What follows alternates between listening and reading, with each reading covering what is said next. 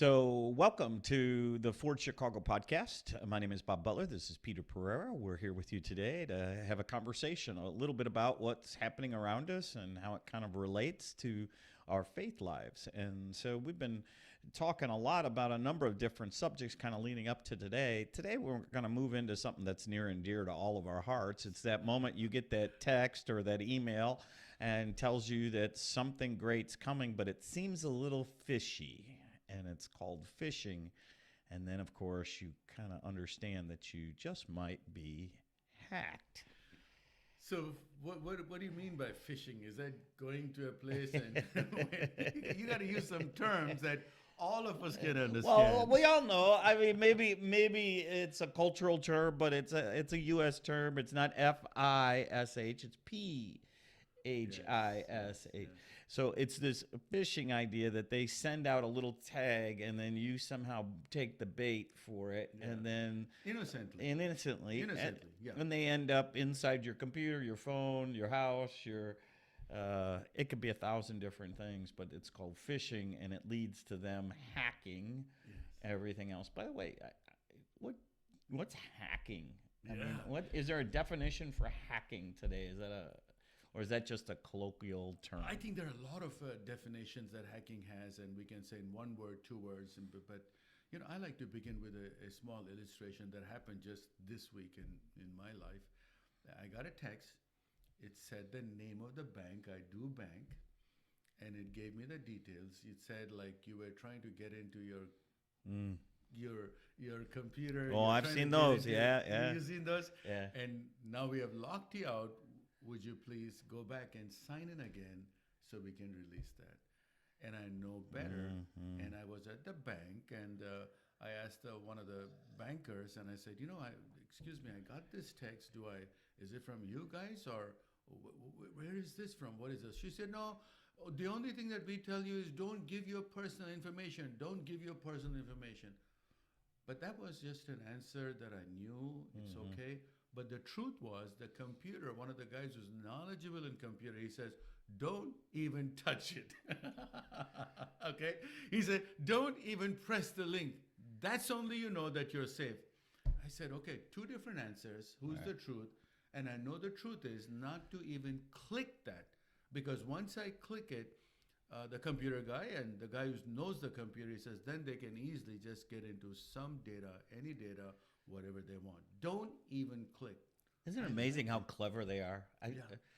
It's amazing how clever people are when they want to get your stuff. Yes.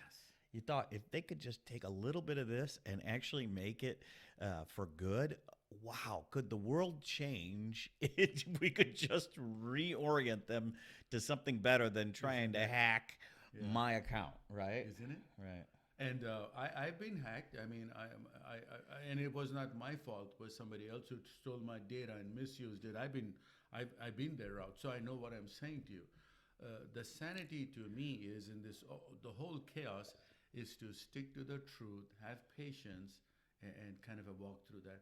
I've learned after that to be more careful in my life with my information, very careful again. And now I know not to even click it. Not to even click it because the click will take me somewhere else. So that's the expert, experienced person who told me, don't even click it. And that's the warning for all of us to say, don't even try to just touch it. That's a bait. Once you click, that opens up a number of things that you don't need in your life. And I've known stories, people personal, and a lot of stories on YouTube how the hackers or the spam callers have looted the banks of the people. And your life just becomes so What a miserable. nightmare. What a You nightmare. just think Exactly. about it. What a nightmare, right? That moment when all of a sudden they're in all your stuff. Yeah, that is probably my biggest nightmare. And I'm thankful that my wife and I have had that conversation where, both of us look at stuff and go, did you do this or did I do this? And no, we're not doing that anymore, right? So, so what's the definition of a So hack? Lawrence Williams, one of the writers, and he writes these hacking and other things, and the way that he writes, and I like this definition because for us it helps us a lot to frame our minds. Hacking is the activity of identifying weakness in a computer system or a network to exploit the security to gain access to personal data or business data. So this is what hacking is really means to the definition. It's just that finding your weakness. I like that because I think it relates a lot to the word that you use from our faith life, faith journey. These small little things that happen to us in our weaknesses. We all have weaknesses. We all have weak moments. We all have a weak times. We're all in a weak circle sometimes. I'm taking the picture broader. How that one thing can lead us to many other things. I think there's whole social networks that are built on this, don't you? I mean, when you think about it, what is it that you're on Instagram and you're just kind of scrolling through, looking at pictures? Oh, there's one that catches me, right? And everybody talks about the cat or the dog, and I'll admit it. I'm on the French Bulldog page, right?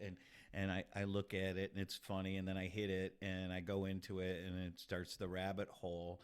And then sooner or later, there's something else that kind of takes your head, and pretty soon you're off.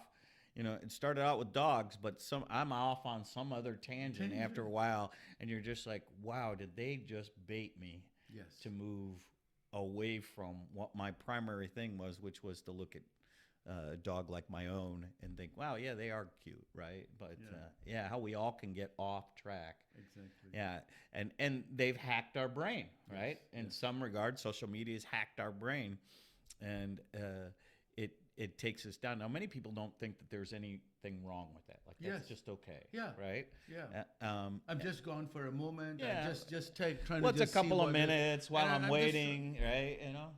And I always remember that computer expert, the guy who told me, don't even click that. Because we all have been in, and so many times that I'm trying to do some project, I'm trying to work on something, you're distracted by some term, something, and it leads on a rabbit trail. You're just gone somewhere that you didn't intend. This is not where you started. Our hope and prayer is that where you start with God's grace and love, and you understand this picture, one click can take you to somewhere else and mess up your whole life. And that's the issue that we're talking about. How to stay where you need to stay and not to try new things that may lead to somewhere else. When you're talking that, it brings up Romans 7 for me, right? Paul going, why do I do the things I don't want to do? Yeah. Right? And you stand back and you're like, we've all caught ourselves. They've caught us. Yeah. Hacked our brain to move down this path. We had a good purpose why we were going there. Maybe it was just a little release, something to make you smile and to move on. But then you got trapped in this vision, this image, and it moved to something else, and then an article and all kinds of things. I think we've all been there before. I think many of us, when I get done with one of those little episodes where my brain, my rabbit trail ran down here, I start to think, was that good? Yeah. Was it good for me to do that, or what a waste of time, right? What a waste of God's time. Yes. Right. And everyone, when I say everyone, I'm just generalizing. Because when you start playing on the computer, you start doing some things on the computer, that you're just gone somewhere that you did not intend to go. The point is that no one wants to reach at that level of misery in our lives when we play with the computer, where it's something that is so terrible. I mean, I've read stories where kids were playing games and they got hooked up, and they said that the kids were sitting for 2 days in their room.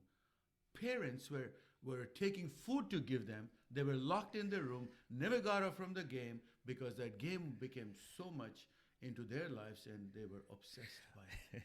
Don't get me started here, Peter. We'll go off on another tangent when we start talking about parents serving kids food and keeping a video game in the room. But okay, let's get back to this. So it seems like this has been going on for a while, right? And I think that's kind of the truth of the matter is, I'm going to take it to a spiritual level. I think when we start down one of these paths, we get hacked in the middle of it, and what would bring us back, right, is the question. How do we get back to it, and what does it take to not go down one of those paths to the place where maybe you don't want to be? I think we're going to leave this for the next session. Yes. So the temptation here is for you to subscribe to Forge Chicago YouTube page. We hope you'll do that. And if you like what you're hearing today, if you wouldn't mind giving to globalhopepartners.org or just going to the forgechicago.org website, and above it and below it, there's a way to give and support this ministry. We appreciate you. We'll be back soon with another episode of, I think we're just going to call this Hacking. Hacking into somebody's life, or you've been hacked into your life and you're messed up. How do you get back? So we're going to hack into your life and talk a little bit more about how you stay away from the hacker, not just only to click it, but there are some other tricks. So we look forward to speaking with you again in the next episode.